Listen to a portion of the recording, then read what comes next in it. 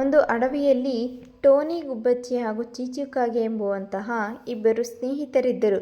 ಅವರು ತುಂಬ ಬಡವರಾಗಿದ್ದರು ಮತ್ತು ಅವರು ಹಣ ಸಂಪಾದನೆ ಮಾಡುವುದು ಹೇಗೆ ಎಂಬುದನ್ನು ಯೋಚನೆ ಮಾಡುತ್ತಿದ್ದರು. ಹೀಗೆ ಒಂದು ದಿನ ಟೋನಿ ಗುಬ್ಬಚ್ಚಿಯು ಚೀಚುಕಾಗೆಯನ್ನು ಕೇಳುತ್ತದೆ. ಅರೆ ಚೀಚು, ನೀನು ಏಕೆ ಇಷ್ಟು ಡಲ್ ಆಗಿದ್ಯಾ? ಏನೇ ಯೋಚನೆ ಮಾಡುತ್ತಿದ್ಯಾ?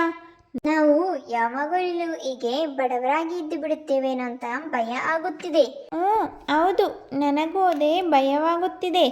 ನಾವು ಎದ್ರುಕೊಂಡು ಕುಳಿತಿದ್ರೆ ಹೀಗೇನೆ ಇರೋದು. ನಾವು ಅದಕ್ಕೆ ಬದಲಾಗಿ ಎಲ್ಲಾದರೂ ಹೋಗಿ ಕಷ್ಟಪಟ್ಟು ಕೆಲಸ ಮಾಡಬೇಕು. ಹೌದು ಚೀಚು, ನೀನು ಹೇಳೋದು ಕೂಡ ನಿಜಾನೇ.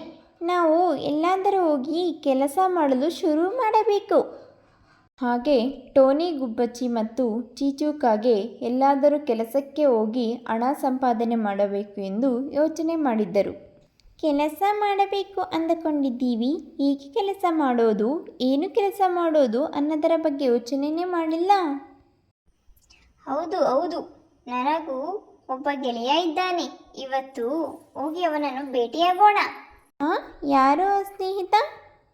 ನನ್ನ ಬಾಲ್ಯದ ಗೆಳೆಯ. ಹಾಗೆ ಚೀಚುಕಾಗೆ ಹಾಗೂ ಟೋನಿ ಗುಬ್ಬಚ್ಚಿ ಇಬ್ಬರೂ ಕೂಡ ಲೂಸಿ ಪಾರಿವಾಳದ ಮನೆಗೆ ಹೊರಟರು. ಲೂಸಿ ಲೂಸಿ, ಯಾರು? ನಾನು ಚೀಚು. ಅರೆ ಚೀಚು. ಅರೆ ಚೀಚು, ನಿನ್ನ ನೋಡಿ ಎಷ್ಟು ದಿನ ಆಗೋಯ್ತು. ಹೇಗಿದ್ಯಾ ನೀನು? ನಾನು ಚೆನ್ನಾಗಿದ್ದೀನಿ ಲೂಸಿ. ನಿನ್ನಿಂದ ನನಗೆ ಒಂದು ಸಹಾಯ ಆಗಬೇಕಾಗಿತ್ತು, ಅದಕ್ಕಾಗಿ ಬಂದೆ. ಏನ್ ವಿಷಯ ಚೀಚು? ನೀನು ಎಲ್ಲಿಗೂ ಹೊರಗಡೆ ಹೊರಟಾಗಿದೆ? ಹೌದು ಚೀಚು, ನಾವು ನಮ್ಮ ಊರಿನ ಜಮೀನ್ದಾರರ ಹೊಲದಲ್ಲಿ ಕೆಲಸ ಮಾಡುತ್ತಿದ್ದೀನಿ. ನಾವು ಕೂಡ ಕಷ್ಟದಲ್ಲಿ ಇದ್ದೀವಿ. ನಮಗೂ ಒಂದು ಕೆಲಸ ಕೊಡಿಸಬಹುದಾ?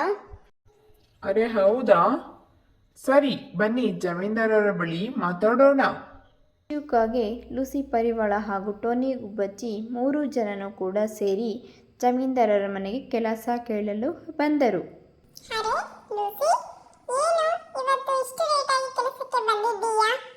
ಹೌದು ಜಮೀನ್ದಾರರೇ, ಇವನು ನನ್ನ ಬಾಲ್ಯ ಸ್ನೇಹಿತ ಚೀಚುಕಾಗೆ.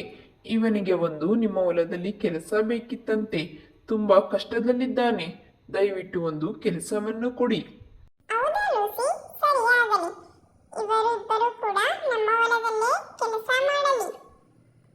ಚೀಚುಕಾಗೆ ಹಾಗೂ ಟೋನಿ ಗುಬ್ಬಚ್ಚಿ ಇಬ್ಬರು ಕೂಡ ಜಮೀನ್ದಾರರ ಹೊಲದಲ್ಲಿ ಗದ್ದೆಗೆ ನೀರು ಕಟ್ಟುವ ಕೆಲಸವನ್ನು ಮಾಡಲು ಶುರು ಮಾಡಿದ್ದರು.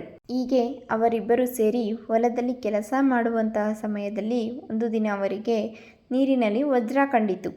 ಅರೆ ಚೀಚು, ಏನಿದು ಈ ರೀತಿ ಹೊಳೆಯುತ್ತಿದೆಯಲ್ಲ? ಹೌದು, ಇದು ವಜ್ರದ ರೀತಿ ಹೊಳೆಯುತ್ತಿದೆ. ಚೀಚುಕಾಗೆ ಹಾಗೂ ಟೋನಿ ಗುಬ್ಬಚ್ಚಿ ಇಬ್ಬರು ಕೂಡ ಈ ವಜ್ರವನ್ನು ತೆಗೆದುಕೊಂಡು ಹೋಗಿ ಮುಂದೆ ತುಂಬ ಸಂತೋಷದಿಂದ ಜೀವನವನ್ನು ನಡೆಸಲು ಪ್ರಾರಂಭಿಸಿದರು.